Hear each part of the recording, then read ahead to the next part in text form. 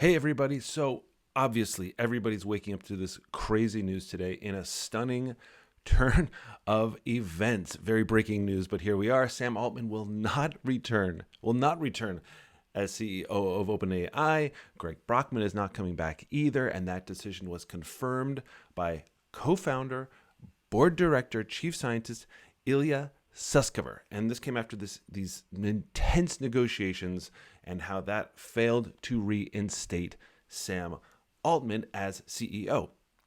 So after an absolutely nuts, crazy day, crazy weekend that had me absolutely convinced that he would come back. Sam Altman was back in the OpenAI offices yesterday. You might have seen this thing. He had like this lanyard that said guest, which was hilarious. It says, and then he had a tweet that said, what did it say? It was like the first and last time I will ever wear one of these. There was love all around Twitter. Twitter was all these hearts around Sam after he said how great he loved, how much he loved the team and everything like that. Everything felt like it was back as it should be, that we had erased this nightmare with some kind of magic eraser. It was pure giddy joy.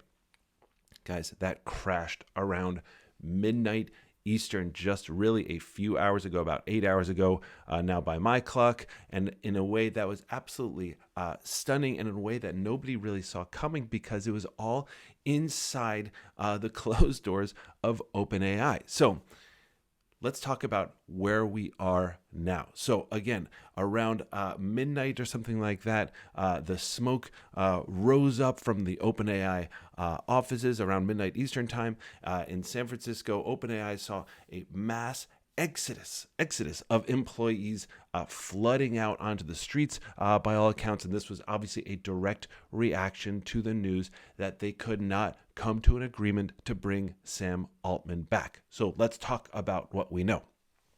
First of all, let's start here. Emmet Shear is not a name that I knew well. Maybe you've heard of him, co-founder and also recent CEO of Twitch. If you know Twitch, huge mega tech company, and he is stepping into the role of interim CEO. And he's not even taking over from Sam Altman, by the way. He's taking over from Mira Murati, who was the CTO and one of the original kind of OpenAI people. And Mira had been put in that role, or rather that role had been sort of thrust upon her by the board in that original memo. So more on Emmet Shear in just 1 minute. But to remember right now, in this moment, all of this is happening. At the heart of this incredible upheaval is 4 individuals. Ilya Sutskever, obviously, Adam D'Angelo, Helen Toner, and Tasha Macaulay, and their decision, the decision of these 4 people without anybody else, truly, I really mean that, is reshaping the future of technology. And think about that. That's not even hyperbole. I love hyperbole. That's not hyperbole. With Altman out, with Greg Brockman out, as key engineers, everybody else, we are looking at a complete realignment of the future of generative AI technology. Now, let's give some insight right up front, because we've said this before, and this is really critical because I want to ramp down the hyperbole machine for a second.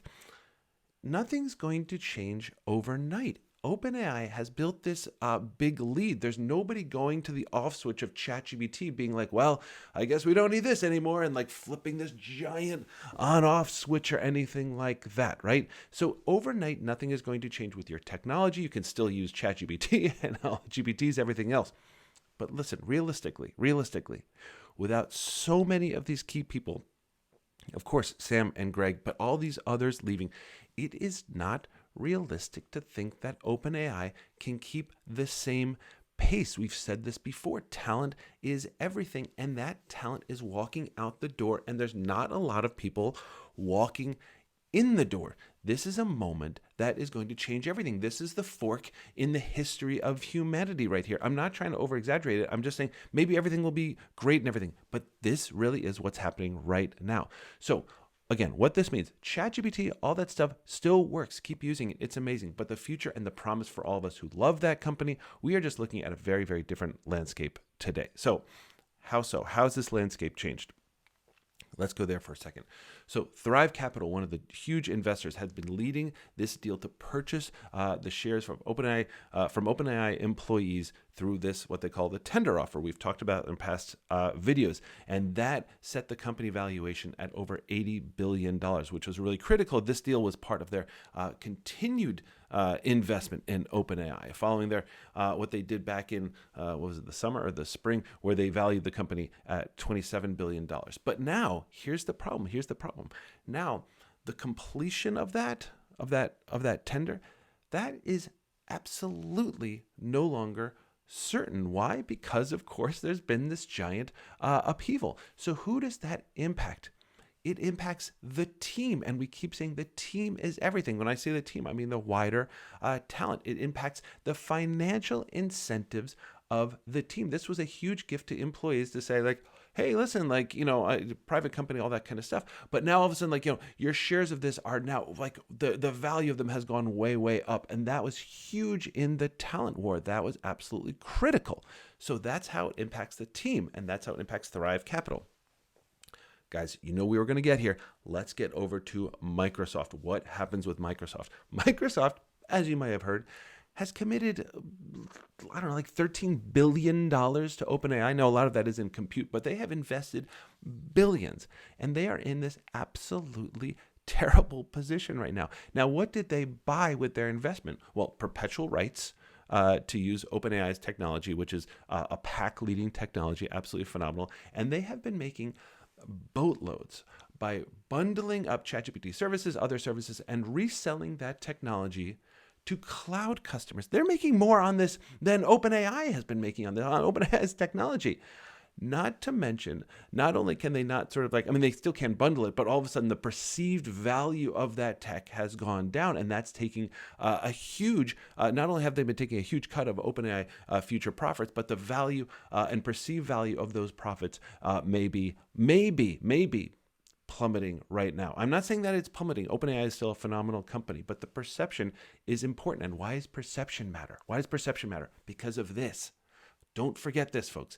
Microsoft has just rolled out Copilot. This is the biggest thing since Office. This is huge. This was supposed to revolutionize the software that everybody, billions of people around the world have on their computer. It's based on GPT technology. It's based on the reputation of GPT. Why does that matter? Well, for a lot of reasons, obviously, in the future of tech and everything else. But more importantly, guys, Microsoft, again, you may know something about Microsoft. They are in the business of what? Selling their stuff. That's what Microsoft is in the business of. Enterprises, with the new Copilot, are paying $30 per head for Copilot. That is a serious investment. They want to have this on every machine in the galaxy, right? So I promise you, most people are just waking up to the headlines that Sam Altman is out, but they're not thinking about the fact that Microsoft and the future of sales and everything else has just been crushed. Now, I don't want to sound overly hyperbolic about that. When I say crushed, I mean relatively crushed. Microsoft's going to be fine. They're not going to have to, start wearing sackcloth or anything like that. But here's the thing that, if you're watching this, maybe you know, maybe you don't know. But again, there's more nuance to all of this than we think, right? And again, I think that the layperson is seeing the giant headlines of Sam Altman out and thinking that ChatGPT is not going to work tomorrow. That's not true. Again, this is going to cost Microsoft billions. It's going to cost the future of technology at OpenAI billions of dollars and everything else. But again, it's not like things don't work tomorrow. So back to Microsoft. How does the Microsoft empire strike back? Oh, I love that. How does the Microsoft empire strike back? Well, here's how they did it, and they did it almost immediately. And again, how is this all done? Kind of funny that Elon Musk owns them now, but these are done in the form of tweets. So at 2:53 a.m., that's Eastern time where I am, this tweet came out from Satya Nadella. I'm going to read it out because it's important. We remain committed to our partnership with OpenAI and have confidence in our product roadmap, our ability to continue to innovate with everything we announced at Microsoft Ignite, and in continuing to support our customers and partners. We look forward to, this is amazing, we look forward to getting to know Emmet Shear. Emmet Shear is now the CEO of the company that's propping up Microsoft, where they've invested $13 billion. We look forward to getting to know Emmet Shear. It's like a blind date worth on billions. And OpenAI's new leadership team and working with them. And we're extremely excited to share. You ready for this? We are extremely excited to share the news. He had to put this right up front. You know it. That Sam Altman and Greg Brockman, together with other colleagues, will be joining Microsoft to lead a new advanced AI research team. I'm sure they're going to have a great name for it. We look forward to moving quickly to provide them with the resources needed for their success. Holy cow. And by the way, literally 5 minutes later, Sam Altman tweets, he retweets that with "the mission continues." Guys, Sam Altman and Greg Brockman work for Microsoft now. Think about that for a second. They work for Microsoft. You know, like everybody that works for Microsoft, that's now them. And I'm guessing a lot of others too. But here's the thing. Satya Nadella has to play both sides. And he sent this combined tweet at that moment, right? Which was like, hey, we remain committed to our partnership with OpenAI. But also, Sam Altman and Greg Brockman are over here. What a tweet. Think about all the work that probably went into that one tweet. Okay, off Microsoft for a second. Let's pause for a second because this is what I want to remember in this very moment because this may be forgotten at some point. This was all based on the actions of 4 individuals. The entire planet was trying to convince 4 individuals to change their mind, and they couldn't. And by the way, this is no shade, I'm not in any way degrading those 4 individuals. Obviously, they are brilliant, especially Ilya Sutskever, who basically was responsible for practically ChatGPT itself. Brilliant in their own right. Again, I'm sure that they're all phenomenal individuals.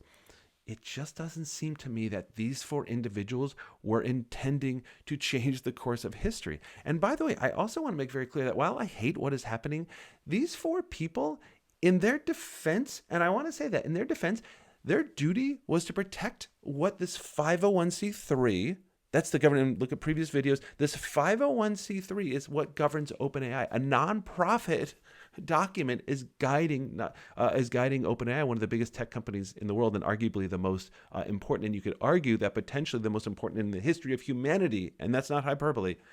4 people were trying to guard this tiny little document, and they were probably reading to the letter of the law. And it just feels like it's this like case of like a referee or a cop or something like that saying like, look, I'm just enforcing what you told me to enforce. And objectively, I don't even know how to answer that because I'm not sure what they thought or anything like that. What does seem certain is that Greg and Sam were certainly pushing faster, and the board was saying, hey, look, remember our mission, we have to slow down. But here's the thing, and this is what I really wanted to get to, guys, because I'm not seeing this anywhere else. This is the really interesting take that, again, I'm not reading anywhere, nowhere in the news or anything like that. I want to get to the tweet sent out by, drumroll, Emmet Shear. Remember that name? Do you remember that name? He's the new CEO or acting CEO of OpenAI. And I want to read you his tweet because there's something in here that's absolutely bonkers. Okay, this is what he says. I'm going to take excerpts because it was very long, but I want to read the beginning because it's phenomenal. Today I got a call, says Emmet Shear, you'll see. Today I got a call inviting me to consider a once-in-a-lifetime opportunity to become the interim CEO of OpenAI. After consulting with my family and reflecting on it for just a few hours, just like Satya was like, we're going to get to know Emmerds. What's his name? Emmet. I accepted. I had recently resigned from my role as CEO of Twitch, phenomenal company, due to the birth of my now 9-month-old son. Okay, so that's hilarious right off the bat. And then he says this, I have a 3-point plan for the next 30 days. That was fast. Hire an independent investigator to dig into the entire process leading up to this point and generate a full report. Okay, I guess. Continue to speak to as many of our employees, partners, investors, and customers as possible. Take good notes and share key takeaways. Okay, I guess this is the listening tour thing. And reform the management and leadership team in light of recent departures into an effective force to drive results for our customers. Look, first of all, what else is he going to say? That's totally vanilla, but look, the guy had like 25 minutes to realize that first he was CEO. Second of all, his wife is going to be, or husband, I don't know, his relationship, but basically his 9-month at home, he was probably hanging out and sort of like, taking the kid out for walks. And now all of a sudden he's trying to run OpenAI. So no shade on that guy either. And then he says, I have nothing but respect for Sam and what the entire OpenAI team have built. It's not just an incredible research project and software product, but an incredible company. I'm here because I know that, and I want to do everything in my power to protect it further and grow further. Okay, great. Blah, blah, blah. Let's move on. Wait. PS. Watch the PS.